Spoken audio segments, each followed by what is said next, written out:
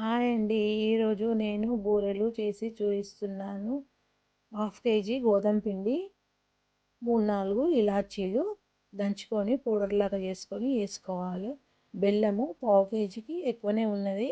కొంచెం వాటర్ వేసి మొత్తం లిక్విడ్ లాగా చేసుకొని కరిగిన తర్వాత ఈ పిండిలో వేసుకోవాలన్నమాట. ఈ పిండి గోధుమ పిండే వేసుకొని మొత్తం మనము చపాతీలు ఏ విధంగా కలుపుకుంటామో అట్లా ఆ విధంగా కలుపుకోవాలన్నమాట. చూసుకుంటూ కలుపుకోవాలి. ఎక్కువ అయితే మెత్తగా అయిపోతుంది. మనం చపాతీ పిండి ఎలా కలుపుకుంటామో అలానే కలుపుకోవాలి.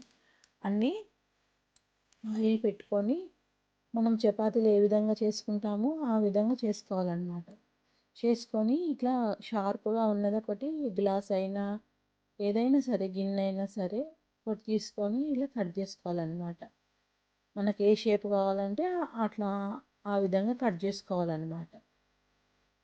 అన్నీ ఈ విధంగా కట్ చేసుకొని ఇప్పుడు ఆయిల్ వేడయ్యింది, ఇందులో వేసేసుకొని ఫ్రై చేసుకోవాలన్నమాట.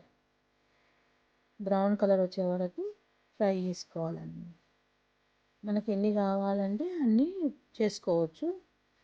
కొన్ని కొన్ని ఇట్లా మంచిగా పొంగాలన్నమాట. మంచిగా పొంగితే లోపల మంచిగా కాలినట్టు అనమాట, ఫ్రై అయినట్టు. చూడండి ఈ విధంగా అవుతాయి అన్నమాట. ఫ్రై అయినాయి, బ్రౌన్ కలర్ వచ్చినాయి, తీసేసుకుందాం. చూడండి బూరెలు. ఇప్పుడు బూరెలన్నీ రెడీ అయిపోయినాయి. ఇప్పుడు మేము దొంతులు పెట్టుకుంటాం కదా, దొంతులు లక్ష్మీదేవిని పెట్టుకున్నప్పుడు గౌరమ్మను కూడా పెట్టుకుంటాం అన్నమాట. అక్కడ మేము ఇవి బూరెలే ఎక్కిస్తామన్నమాట. కంపల్సరీ ఆ రోజు ఇవే ఎక్కిస్తామన్నమాట. బూరెలే ఎక్కుతాయి గౌరమ్మకి. మేము అన్ని బొమ్మలన్నీ ఈ విధంగా పెట్టుకుంటామండి. దొంతులు బొమ్మలు అన్నీ చూడండి పెట్టి పూజ చేసుకుంటాం. నేను చేసిన బూరెలు మీకు నచ్చితే మీ ఫ్రెండ్స్కు రిలేటివ్స్కు షేర్ చేయండి. లైక్, షేర్, సబ్స్క్రైబ్ అండి.